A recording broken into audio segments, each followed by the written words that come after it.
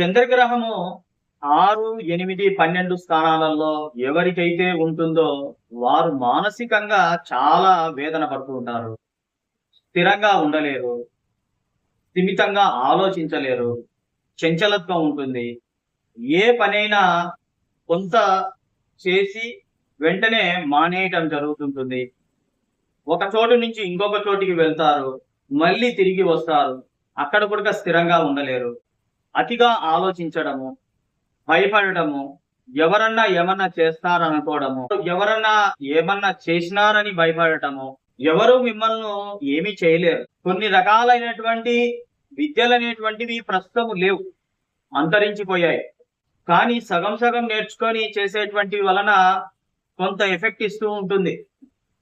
అందుకోసము నిత్యం మీరు ఆలయాలకు వెళ్ళి ప్రదక్షిణలు చేస్తూ దైవ సాన్నిధ్యంలో ఎక్కువసేపు గడిపినట్లయితే ఎటువంటి దోషాలు కూడా మిమ్మల్ని అంటకుండా ఉంటాయి. వద్దకు ఎటువంటి సమస్యలు రాకుండా ఉంటాయి. అత్యంత శక్తివంతమైనటువంటి స్థలాలు మన చుట్టూ ఉన్నటువంటి ఆలయాలే. ప్రతిరోజు కొద్దిసేపు కూర్చొని దైవనామ స్మరణ చేయటం వలన మీ మీద ఎటువంటి ప్రయోగాలు జరగవు కదా. ఏదన్నా చేస్తున్నా వారికి ఎఫెక్ట్ ఇస్తుంటుంది. కానీ ఆ ప్రయత్నం అనేటువంటిది చేయకుండా ఎక్కువసేపు మీరు ఆలోచించుకుంటూ కూర్చుంటున్నారు. ఎక్కువ సమయం అనేటువంటిది ఉంటుంది. మీ పక్కనే ఆలయం ఉంటుంది, కానీ మీరు వెళ్ళరు, ఆలోచిస్తూ ఉంటారు. కానీ మీరు అక్కడికి వెళ్ళి వచ్చిన తర్వాత మీ మనసు కుదుట పడుతుంది.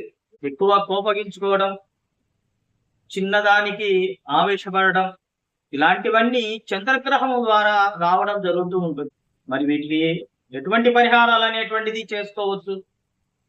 మానసికమైనటువంటి ఇబ్బందులు కనుక మీరు ఎదుర్కొంటూ ఉంటే, లేదా మీ వారు ఎదుర్కొంటూ ఉంటుండే, అంటే మీ కుటుంబ సభ్యులు ఎదుర్కొంటూ ఉంటే, ఒక సోమవారం రోజున 1.25 కేజీ బియ్యం, ఒక తెల్లని పంచ, దక్షిణ తాంబూలాలను మీ దగ్గరలో గుడిలో ఉన్నటువంటి అర్చకులకు దానం చేసి వారి ఆశీర్వాదం కనుక మీరు తీసుకున్నట్లయితే తప్పకుండా ఆ సమస్య నుంచి బయటపడటం మొదలవుతుంది.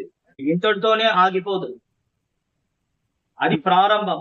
తర్వాత ప్రతిరోజు శివాలయంలో సాయంత్రం పూట ప్రదోష వేళలో ప్రదక్షిణలు చేస్తూ ఉన్నట్లయితే ఖచ్చితంగా మార్పు అనేటువంటిది రావడం జరుగుతుంది. ఒక 41 రోజన్నా కనీసం చేయండి, లేదా 3 నెలలన్నా చేయండి. అప్పటికి మీకు మార్పు రాకపోతే చంద్రగ్రహ శాంతి హోమం అనేటువంటిది చేయించడము మంచిది. మీ జన్మలగ్నం అనేటువంటిది ఆధారంగా చేసుకొని చంద్రునికి సంబంధించినటువంటి దానం చేయాలన్నా, లేదా చంద్రునికి సంబంధించి జపాలు చేయాలన్నా అనేటువంటిది నిర్ణయించాల్సి ఉంటుంది. లగ్నానికి చంద్రుడు శుభుడైతే జపాలు చేయించాలి. లగ్నానికి చంద్రుడు పాపి అయితే దానం ఇవ్వాల్సి ఉంటుంది. ఎన్ని జపాలు చేయించాలనే సందేహం ఉంటుంది. జన్మతః ప్రతి ఒక్కరికి 10 సంవత్సరాలు చంద్రమహాదశ ఉంటుంది. 10,000 సార్లు జపం అనేటువంటిది చేయాలనేటువంటిది శాస్త్రం. అయితే 10,000 సార్లు జపం చేయించడం అనేటువంటిది ఖర్చుతో కూడుకున్న విషయం అని మీరు ఆలోచిస్తూ ఉంటారు.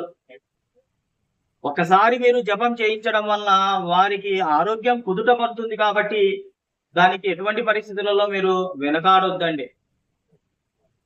కానీ కొన్ని చోట్ల 1008 సార్లు కూడా చేస్తుంటారు. అలా కూడా కొంత తీవ్రత తగ్గొచ్చేమో, కానీ జపాలు చేయించాలి అని అంటే ఆ పండితులు ఎంత సంఖ్య చెప్తే అంత సంఖ్యను మీరు ఫాలో కావడం అనేటువంటిదే ఉత్తమం. ఫైనల్ గా నేను చెప్పింది కాదు, మీరు నిర్ణయించుకునేటువంటిది కాదు. మీకు దగ్గరలో ఉన్నటువంటి పండితులు వారు నిర్ణయం చేసి ఒక ముహూర్తం నిర్ణయించి మీకు ఇన్ని వేల జపాలు చేస్తే బాగవుతుందని వాళ్ళు చెప్పినట్లయితే అదే మీరు పాటించాలి. వారి యొక్క వాక్కు ఫలిస్తుంది, మీకు మంచి జరుగుతుంది. ప్రతి గ్రహానికి కూడా జపాలు చేయించడం అనేటువంటిది చాలా ఉత్తమం.